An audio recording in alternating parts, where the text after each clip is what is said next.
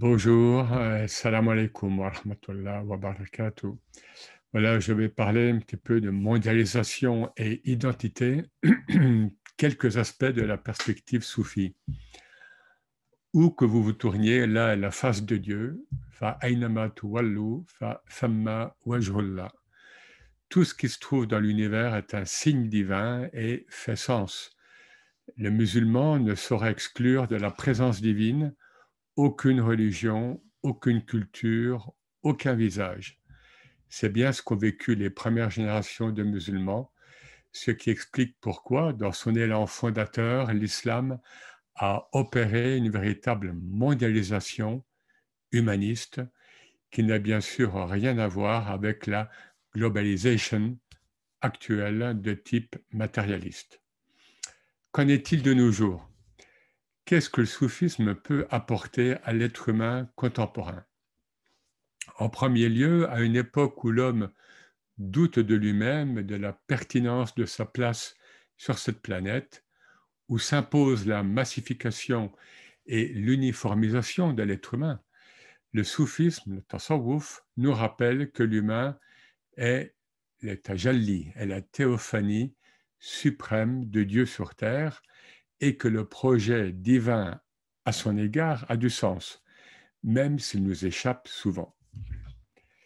Mais dans ce monde de l'idolâtrie du nouveau, de la révolution informatique et de l'instantané médiatique, comment maintenir une conscience spirituelle, un espace intérieur non altéré? Il y a de bonnes raisons de penser que le positivisme unidimensionnel, horizontal, ne répond pas à ces défis. Il a d'ores et déjà montré son incapacité à épanouir l'homme et également son potentiel de nuisance. Pensons par exemple à la crise écologique actuelle. Autant de constats qui appellent à réévaluer la perspective soufie selon laquelle on ne saurait s'attacher à aucune forme puisque Dieu renouvelle à chaque instant sa création en référence au verset coranique 50-15, sourate 50, verset 15. Alors nous allons, ça on peut l'observer à la fois dans le temps et dans l'espace. En ce qui concerne le temps, eh bien l'un des symptômes de la modernité, mondialisation, est incontestablement l'accélération du temps, ou du moins la perception que l'on a d'une telle accélération, laquelle va de pair avec l'abolition des distances géographiques. Le prophète, sallallahu alayhi wa sallam, faisait de cette contraction toujours plus accentuée l'un des signes de la fin des temps. Et les ulama anciens se sont d'ailleurs interrogés sur les modalités de la pratique rituelle qui prévaudrait à un tel moment. Ainsi, comment effectuer les 5 prières quotidiennes dans un temps contracté? Le soufi a pour devise d'être le fils de l'instant, Ibn al-Waqt, ou de son époque. Il se fait aussi l'écho de l'allusion coranique « Chaque jour, il est à l'œuvre ». Chaque jour, Dieu est à l'œuvre. « Kulla yawm huwa fi sha'n ». L'instant chez les soufis correspond à l'état, au hal, dans lequel Dieu le place. Sans considération aucune pour le passé ou le futur, le soufi observe l'effet de la présence divine dans l'ici et maintenant, quelque forme que prenne cette instance. Être le fils de l'instant suppose donc une disponibilité sans faille aux théophanies et tajalliyat, aux manifestations incessantes, mais toujours renouvelées de Dieu dans le monde et en l'homme. Et c'est là l'une des nombreuses applications possibles de la parole du maître de Bagdad, Al-Junayd. Son aphorisme « l'eau est de la couleur de son récipient » lawn el-ma, lawn ina'ihi, se traduit dans notre contexte, la présence divine est de la couleur de l'instant, de l'époque.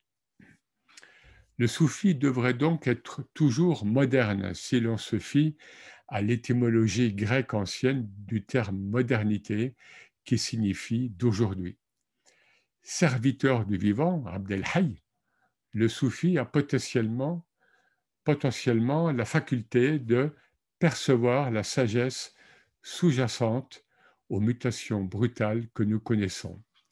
Il accepte, il accueille même les conditions dans lesquelles sa vie s'insère, car il voit en elle l'expression, la volonté divine, enfin l'expression de la volonté divine.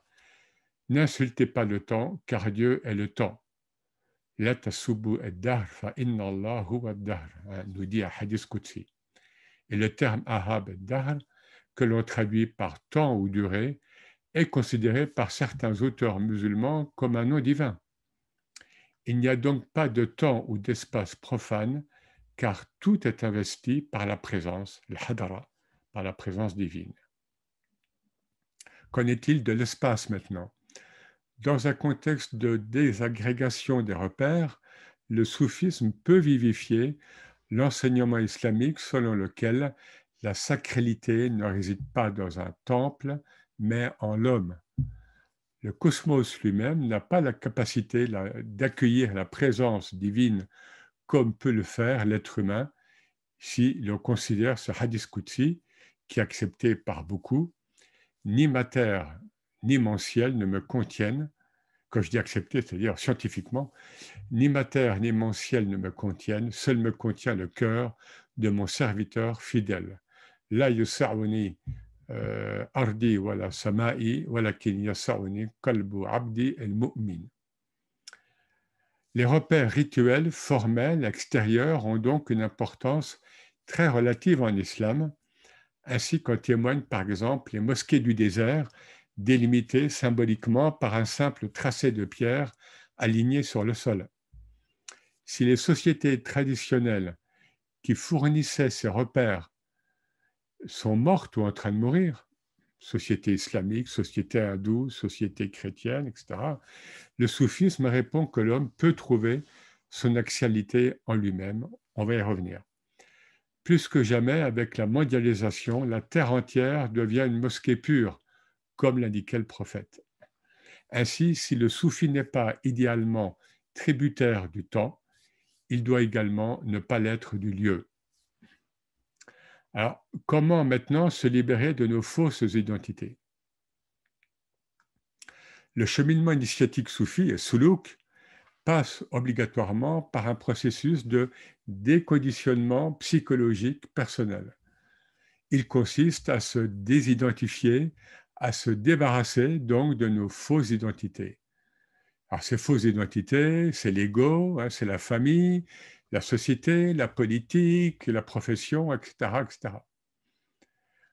Et il nous aide ainsi à recouvrer notre identité métaphysique, notre patrie originelle, el-Watan, comme disent les soufis. Et seul ce déconditionnement permet à l'âme de connaître sa vraie nature spirituelle, à l'âme humaine. Selon l'enseignement soufi, les couches superficielles de notre être forment un ensemble de représentations instables et qui nous leurrent, qui nous trompent en permanence. Le musulman en général doit, en ce sens, être conscient que l'islam se fonde sur ce qu'on appelle la voie négative, el-ilm es-salb, comme le dit Ibn Arabi.